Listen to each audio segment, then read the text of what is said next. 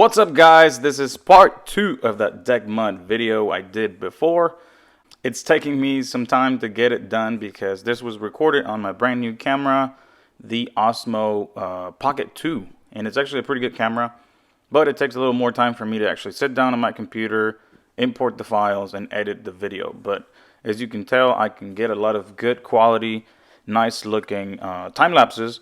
And I'm just going to explain over the video what we did in this porch. As previously, you guys noticed, we did the deck mud on this 700 square feet deck. It was about 2 inches thick, and we used those pre-mixed bags from Home Depot because it was a weird situation where painters are still inside. There's not a lot of space. Behind us, it's the pool, but we're on a second story, so we can't mix on the air. And we just had to, accommodate. I did spend a little more money on mud, but hey, sometimes you got to do what you got to do. So because of how this upstairs deck is laid out, the customer wanted a full piece right along the front door, or the sliding door, I should say. We had to work from there out, only because I couldn't measure all the way to the edge and then work my way back. But these tiles were actually pretty wonky. They were different sizes, different thicknesses, and some on the 36-inch side were not even straight. So you see me here using a straight edge. Some might say, why are you using a straight edge? If your prep was on point, you wouldn't need it. At least that's some of the comments that I get on TikTok.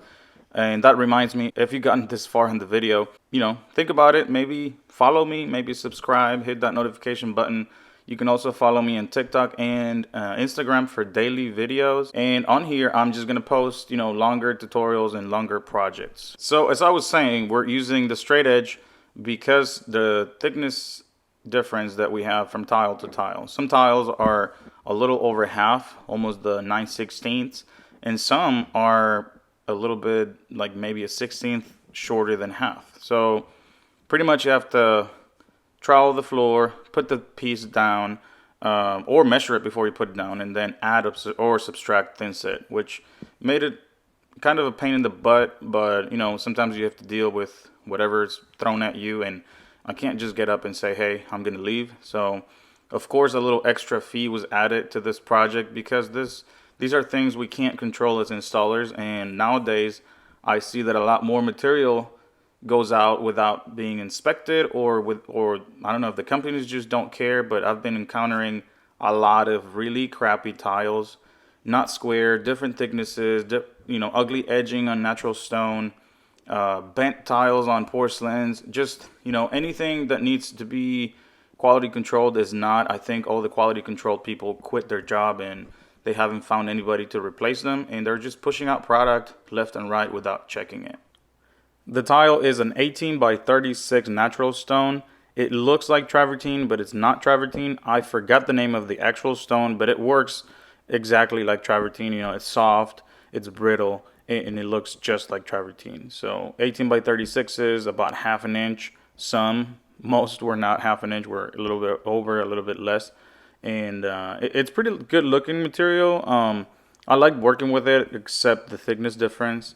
But what you see here was still the first day that we started installing. It was me and Hector, and we did about half of the porch. It was kind of awkward working in this upper porch because we had to start at the door, but at the same time we couldn't work our way out to the back because we're in the second story. So we did kind of half of the middle, and then we started on the other half, and then the next day we'll keep going on the rest. This, what you see right now, is actually the second day that we are actually starting. We can already stand on the previous installed tile. We're working on the edge. This porch also takes a 2-inch piece all along the sides and the front just to cover the mud set. And pretty much this project was not as bad as I thought. I thought it was going to take about 2 weeks, and it ended up taking maybe 7 full days, and that's with all the problems that we encountered with the tile. So if the tile would have come in the way it was supposed to, it probably would have been done maybe in a day faster. But I think overall the porch turned out amazing. You know, we did what we could. We saw the problems and we worked through them. On the edges, we didn't use any metal since it's natural stone. We just polished the edge to look like the top, and it actually looked pretty nice. We used Latticrete's Thinset LHT Plus. That's my new favorite ever since like last year when it came out. LHT Plus is my favorite go-to on floors, like for anything. I try to use mostly white, but it is like $3 more expensive than the gray.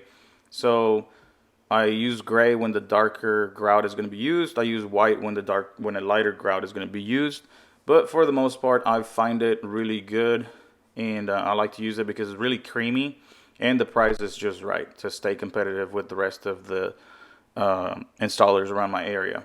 If it was up to me, I would use Latticrete's Multimax on every project, but you know, being a $30 plus thinset would really price me out of almost 99% of my bids. So this is actually the second day still. We were going to town pretty much. When you found pieces that were actually pretty good, it went fast. It was when you found those either real thin pieces or real thick pieces that would make you pull up and pull down, pull up and pull down. We broke maybe 4 pieces just by setting it down and then having to pry it up.